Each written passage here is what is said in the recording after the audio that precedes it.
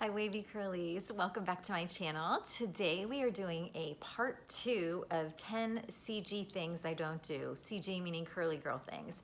Now these aren't necessarily things that are hard and fast rules within the curly girl community, but these are things that you might see other curly girls do that I have found don't really work for me. So here we go. My first thing that I don't do is that I don't wet refresh more than one time between washes. First of all, I rarely wet refresh, but I do occasionally do it. And I found that just generally I have to add more product or something. It usually is the last day before a wash that I do it, and it just doesn't really work good for me. I feel like my hair starts to get stringy and producty, and even if I just were to use water alone, it just doesn't have any benefit to do it a second time. It's definitely diminishing returns. So one time can be helpful, but two is a no for me. The second thing I don't do is that I don't diffuse upside down the whole time. I think if you have a lot of hair and you have longer hair, this is a really great way to have a lot of airflow. My hair is only about to here, and it's much less dense than a lot of people. So if I went upside down and my hair got really used to drying in that position, it would kind of, not that it would be too voluminous because I like a lot of volume, but it would actually stick away from me. It would be hard for it to kind of look normal. And then I can't control what's going on with the stuff up top, and the important fringe parts that frame my face wind up getting a little bit weirdly misshapen. So I do go upside down. I just don't do upside down for the majority. I do it only for a small portion of the time that I am diffusing. The other thing I don't do is that I don't hold the diffuser all the way to my head. So some people will take it and put it all the way next to their head. I usually have a little bit of flow so air can go here. I just feel like having more air flow and not smushed against my head is good. It's also a lot of compressing of the curls. While I do want the diffuser to support my curls, I don't want it to crinkle them, crush them, or mash them into a shape that is kind of unnatural looking. The third thing I don't do is that I don't use glycerin in the summer. So my hair is very glycerin sensitive in humidity, and in warm humidity especially. So I have to be really careful to eliminate or have glycerin so far on the bottom of the list of anything I use in the summer. So that's one thing that I'm really careful about. But that leads me into my next don't do, which is I don't fear dew points below 40. And when I am in dew points at 40 and below, I actually can use glycerin. Now, the lower those dew points go, then I tend to be careful of having glycerin high in the list. But around 40, I can use like even 25 to 40, I can use glycerin fairly predominant in my ingredient lists. It's just, for me, glycerin is hard in hot humid, but I can do cold humid with it, and I can do just even cold and dry with glycerin better than other people. So that's me, and that's why it's important to get to know your hair. So if you're struggling with some things and you're not been on this journey as long, maybe some of the things I'm saying might help you to try something new, and you'll find a little bit more the characteristics of how your hair acts. So number 6 is, I think that's number 6, is that I don't plop. Plopping is either with a t-shirt or some type of particular towel around your head, not a terry cloth towel, but like a curly specific towel, and you're holding it on your head, kind of keeping the curls compressed up. And another way is a wet plop, which is usually putting it in a shower cap. And neither of those work for me, and my hair is so low density, all it does is just flatten my roots, and it just doesn't really work good for me. My hair is also higher porosity, and just slinky blotting my hair, which is just like a slinky, blotting it with a towel, like t-shirt usually actually, is the best way for me. I don't even scrunch it because that can crush the curls, so I don't like to plop at all.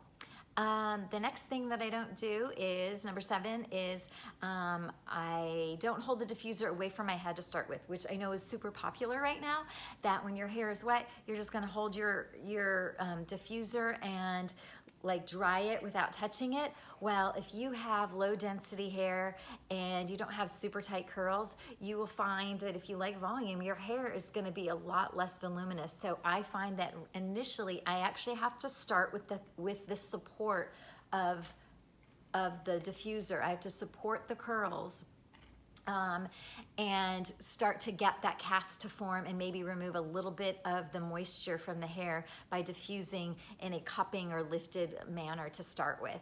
Then I might lift sections or at the end or hit the roots, that kind of thing.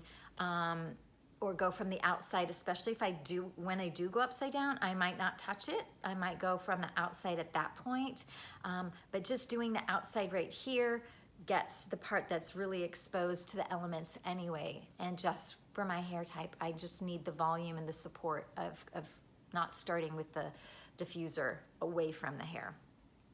The next one is that I don't scrunch out the crunch with oil. So once the cast is formed and my curls are crunchy and crispy and you can see that, I will scrunch out the crunch with my bare hands. If I use oil, it breaks up my ends so much that they really spread apart and I don't have as good of definition for as long. So I have found that I definitely use oil to smooth hair and on multiple days or before bed. In the winter, I'll do it to refresh in the morning, just to graze my hair with the oil, and that helps to make it look a little bit more shiny, light reflective.